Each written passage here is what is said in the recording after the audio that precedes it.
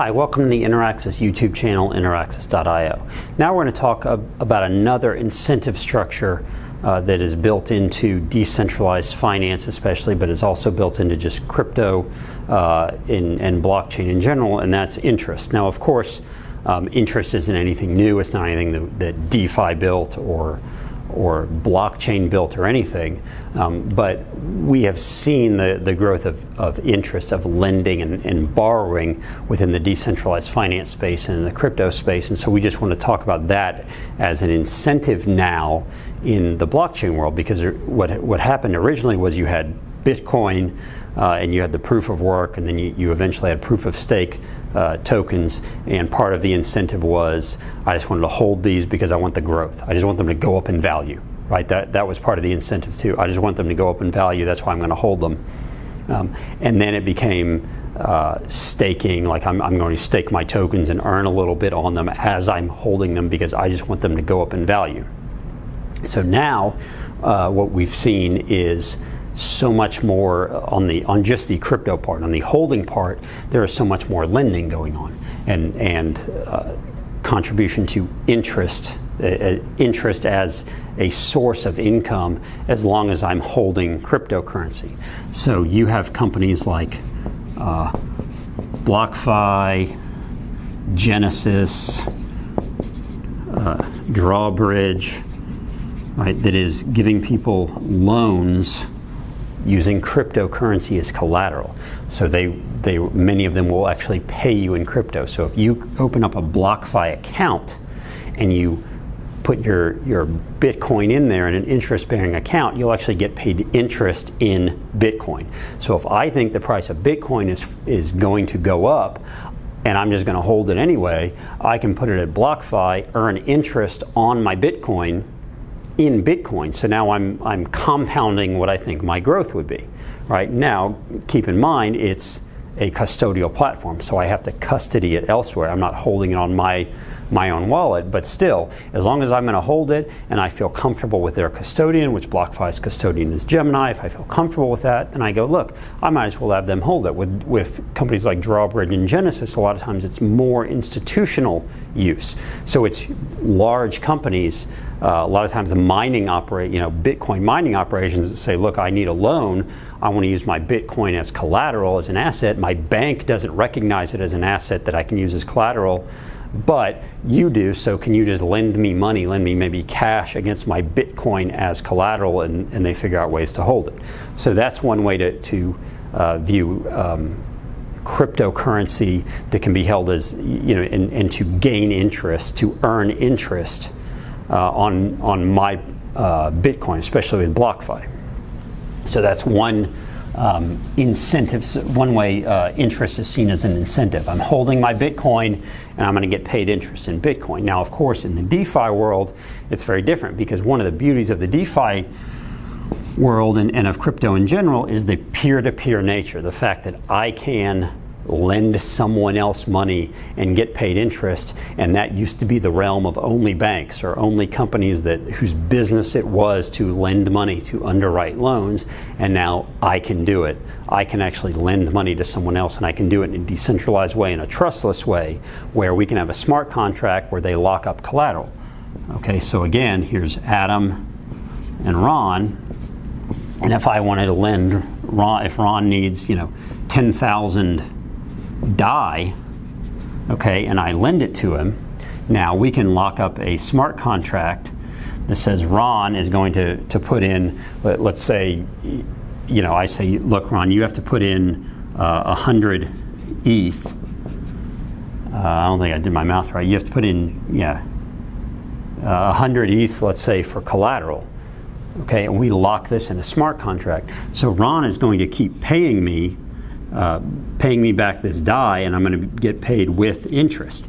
And if he doesn't pay back some month, I can go, look, I'm going to collect your ETH as the collateral, and since it's locked in a smart contract, and of course it's non-custodial, it's really easy for me to hit the button on the smart contract and say, look, Ron didn't pay me, therefore I get to take his collateral, and bam, I get to take his ETH to repay me for the loan I made to him. And in the process, I got some percentage interest rate. So as long as he's still paying me, and I feel comfortable with the fact that he's still paying me, I earn interest. And I probably earn a much higher interest rate than I could just having my money sit at a bank. Okay, so that's the peer-to-peer method that developed, that has somewhat developed on chain. There's not quite as much of that particular type of lending going on. What's going on more is the lending protocols. Okay, so then you have lending protocols like Compound, for instance, where it's a smart contract. So I might decide to put my DAI in here, and I get an interest rate. Okay, and Compound in this sense is acting kind of like a bank, because on this side there are people borrowing DAI and putting in, we'll call it ETH, as collateral. And they usually have to lock up, 150% or 200% collateral in order to get this loan, and they're paying a really high, 10% interest. I'm not quite sure what the interest rate is right now, and I might be getting 3 to 4% interest for my DAI that's sitting in here in this compound loan. And this is in a pool, so this is always algorithmically changing the percentages because they're trying to get people, again, the incentive structure, right? The incentive structure is, what interest rate do we have to make this so people will continue to borrow and make it effective and efficient and make sense for them? What interest rate do we have to put here for people to contribute their DAI? Because that's what they're doing. And again, this goes back to liquidity. We talked in one video about liquidity pools. We're basically creating a pool of DAI liquidity here. Okay, so what has to happen for me to contribute DAI here? Because if there's not DAI in this particular pool, then no one can borrow it. Okay, so we have to make this interest rate attractive enough that I want to put my DAI, I feel comfortable putting my DAI in there so that someone else can borrow it. We also have to make this interest rate attractive enough that someone is willing to borrow, that they can't say, look, I'm not going to borrow at 10% because I can borrow elsewhere at 8. And if someone's going to go there, then we're going to have to lower this interest rate to 8.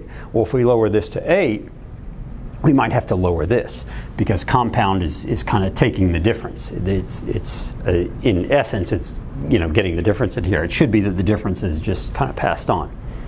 Okay, so I hope that makes sense a little bit, because now we have these lending protocols. Now there are other lending protocols, and as we move forward, there's of course flash loans, and there's Aave, there's Fulcrum, there's DYDX, there's other ways to lend, but the key is there's interest that's being able to be earned.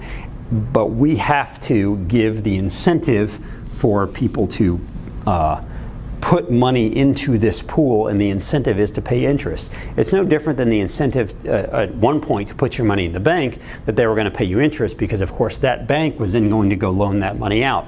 It's the same concept here, except the only incentive you need to put your money in the bank right now is that it's better than it's safer than it sitting under your mattress or something, right? That's what you do, because when you put your money in the bank, you are able to use it, right? You can write checks, you can use your debit card, you can go online and make payments and everything. You can't do that if the cash is literally sitting in your pocket. It's a little bit different here, because of course if DAI is sitting in your Ethereum wallet, you can then send it and do everything else. You don't need to actually put it in here. So the incentive has to be, what do we have to do to make Adam not just keep DAI in his Ethereum wallet, but actually contribute to Compound so that Compound can then go lend the money out. It's a different incentive structure. We have to pay him a little bit higher interest, and we have to make sure this is safe. So we have to make sure our smart contract is safe. Recently, another incentive has come out, which is of course the governance token, that says that if you'll borrow, we need more people to borrow DAI in this case, right? There weren't enough people borrowing DAI and contributing ETH or something as collateral. There were so many people that were putting money in the pool that this interest rate came down to below 1%. And that's actually not that good for Compound, because you go, why would you do that? I can just put my money in a bank account and earn less than 1%. And at least it's, in the US it's FDIC insured. So we had to give people the incentive to borrow. So when people were borrowing, they get the Compound token. right? The governance token, which then goes to, you can trade it on Uniswap and all the other liquidity or yield farming tools you could use, and the comp token, cruised up in value, and it's a governance token that gives me the ability to govern, and that's a whole different incentive structure. We can talk about it at another time. But the idea is interest is used now as an incentive to get people to contribute money, because the incentive isn't keeping your money safe anymore. That's what a bank incentive is. You put your money in the bank, and really the key is the incentive is we're going to keep it safe, and we're going to give you the ability to write checks and again, use your debit card and everything else electronically that you can't do if cash is sitting in your wallet. But if DAI is sitting in your Ethereum wallet, you can use it all you want. You don't need Compound to be able to do that. So they had to give you the incentive to be able to lock your money up so that they could then go lend it. Just like any of the other lending protocols are doing, they're giving you the incentive to contribute your liquidity, contribute your DAI, so that they can then go and lend it out. And again, they're trying to make sure algorithmically, these incentives align to keep a pool of money in here and to keep this flowing smoothly.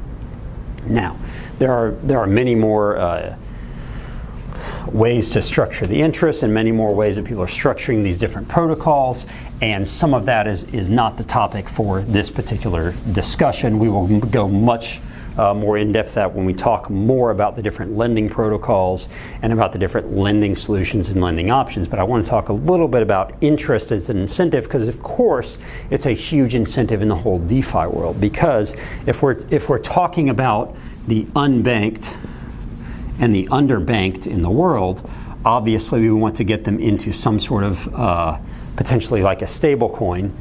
We want to have them use a wallet that's somewhat non-custodial, because that's the whole point, is they don't really have a bank that they can really trust or that they want to use. They don't have a currency that they can trust or want to use.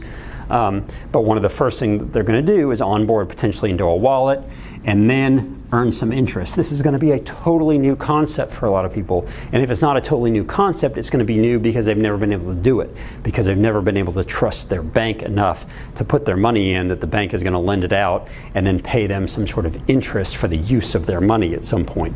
This is going to be new for a lot of people in the world, the ability to put their money in something that is relatively safe and be able to earn interest on it. And the incentive for new people in the world to be able to do that has to be there, because for them, the incentive that many of us in the developed world have to just put our money in the bank and know that it's safe and we can now transact, that is the incentive for people who are the unbanked of the world to just use an Ethereum wallet, to use cryptocurrency. Is I feel safer with my funds or with my money in that Ethereum wallet and in this non-custodial manner than I do putting my money in the bank in my country, because I don't trust my government to control the money supply, and I don't trust this bank with my money, and therefore I'm better off putting my money into an Ethereum wallet, and that's incentive enough for them.